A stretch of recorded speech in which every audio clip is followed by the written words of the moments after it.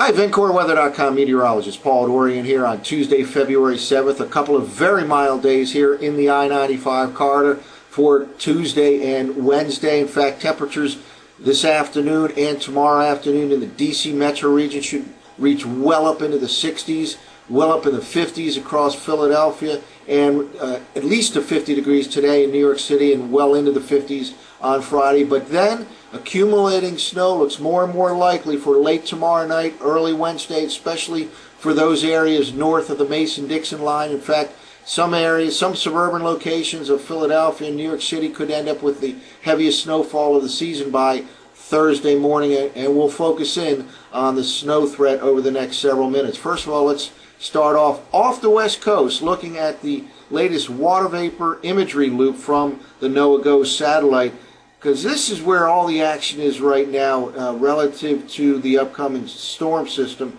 in the eastern part of the U.S. Right here, you see this spin in the atmosphere right here. There's a vigorous upper level low headed into the Pacific Northwest region, still a little bit off the West Coast right now. Notice also a lot of moisture flowing in towards California from the Pacific Ocean.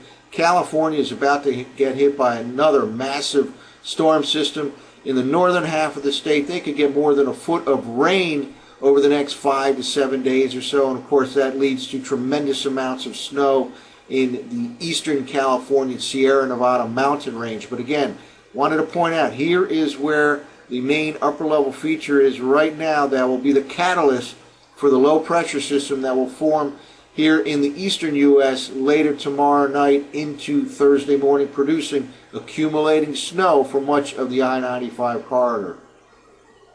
Well, let's take a look at last night's Zero-Z GFS model run for the upcoming situation. We'll look first at the 500 millibar level. We did this yesterday morning in the video discussion yesterday. This is all important for dictating exactly how deep the storm may develop later tomorrow into tomorrow night and Thursday. And again, here is that upper level low right off the Pacific Northwest, and this will feed some energy into the central U.S. that will help to be the catalyst to set off the low pressure area by late tomorrow night time frame. So this is the forecast map for right now, Tuesday morning, from last night's Zero-Z GFS model run. Now let's jump ahead 24 hours to tomorrow morning, Wednesday morning forecast map. Notice here some yellow showing up. This is indicative of some upper level energy. Again, we're looking at the 500 millibar level. It's about 18,000 feet above ground level. Still some residual upper level energy sitting off the northwest coast, but again, it's kind of feeding some energy into the central U.S. by tomorrow morning.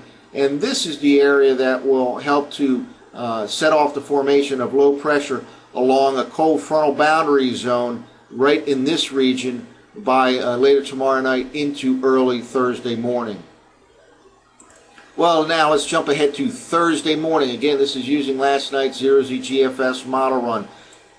Excuse me, quite an impressive upper level feature here come Thursday morning. In fact, compared to yesterday's model run, this is a little deeper now, so this is increasing the likelihood for a little bit of a stronger low pressure area along the mid-Atlantic coastline by early Thursday morning. Again, a little bit farther south, a little bit deeper of an upper level system here depicted by last night's GFS model run compared to some of the prior runs. So this is more bullish for a decent storm system to form, and in turn, some accumulating snow, especially north of the Mason-Dixon line, come late Wednesday night into early Thursday morning. By this time, low pressure should be situated right off the New Jersey coastline. Colder air already moving in by this time. It starts to move in tomorrow evening, and especially by late tomorrow night, we'll be down near freezing in the Philadelphia metro region, dropping into the mid-30s down across D.C., and certainly down near freezing by Thursday morning up around the New York City metro region. Well, now let's take a look at the surface forecast maps from last night's Zero-Z GFS model run. This is for right now, Tuesday morning. Strong warm frontal system stretches east from low pressure out over the middle of the country. This warm front is advancing to the north, and we'll have some very mild conditions here today with some rainfall primarily north of the Pennsylvania-Maryland border. Down in D.C., they could have some shower activity, but not anything significant, and temperatures could jump way up into the 60s, perhaps within a few degrees of 70 by this afternoon, to near 60 degrees in Philadelphia, and certainly 50 degrees is likely across New York City. Again, warmer air advancing from the south to the north will be accompanied by some rainfall, primarily north of the Mason-Dixon line. Really not a heavy rain event all in all associated with this warm frontal system. Now let's jump ahead 24 hours to tomorrow morning. By this time, that warm front is way up north of the D.C. to New York City corridor, way up in New England. A cold front is now draped across the eastern U.S., dropping southward from low pressure. Again, this is the forecast map for tomorrow morning. And this cold front will be associated with a couple of showers, but again, nothing significant in terms of rainfall on Wednesday. Still mild ahead of the front. Again, temperatures in the 60s in D.C. and the 50s in Philly and New York City ahead of the cold front.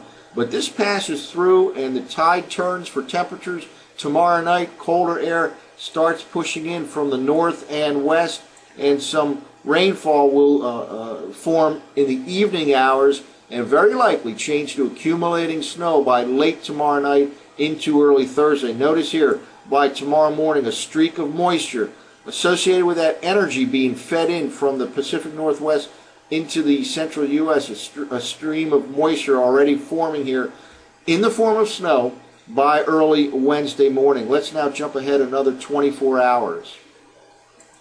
Well, here we go. By Thursday morning, low pressure situated off the mid-Atlantic coastline.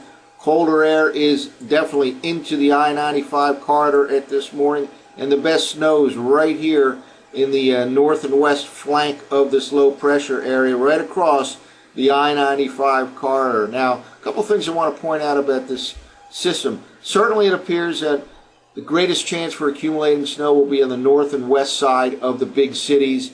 Colder air will first change the rain to snow in the north and western suburbs of the big cities. It looks like the best chance for accumulating snow, or the greatest accumulating snow, will be north of the Pennsylvania-Maryland border. Preliminary snowfall estimates, maybe a coating to a couple of inches in the D.C. metro region, 2 to 4 inches or so in the Philly metro region, and 3 to 6 inches up across New York City. That's preliminary, and we'll of course fine-tune that over the next day or so. But one other thing, it looks like this could turn out to be quite a pretty snow event. The trees and bushes will certainly get wet during the evening hours because of rainfall. That'll increase the chances that snow will cling to the branches and the bushes, which will make for a very nice looking snowfall come Thursday morning. But it also raises the possibility that some weight will pull down some branches. We'll have to monitor that possibility as we get closer to this event. But again, by Thursday morning, there could be snow clinging to the trees and bushes. A very nice scene out there, but could add to some weight, and it could lead to some branches breaking. Of course, all that depends on how much snow actually falls. So again, it's looking like we go from very mild conditions, perhaps even record-breaking in parts of the I-95 corridor today and tomorrow, with some rainfall, not a heavy rain event.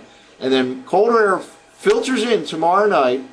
Rain returns as this low pressure area forms along the frontal boundary zone, changes to accumulating snow late tomorrow night into early Thursday, and it could be a coating to a couple of inches in D.C. metro region, 2 to 4 inches or so in Philly, 3 to 6 up across New York City. Travel certainly can be impacted early Thursday, especially north of the Mason-Dixon line. Stay tuned to VencoreWeather.com for updates not only today but tomorrow as well. That's it for now. I'm meteorologist Paul Dorian.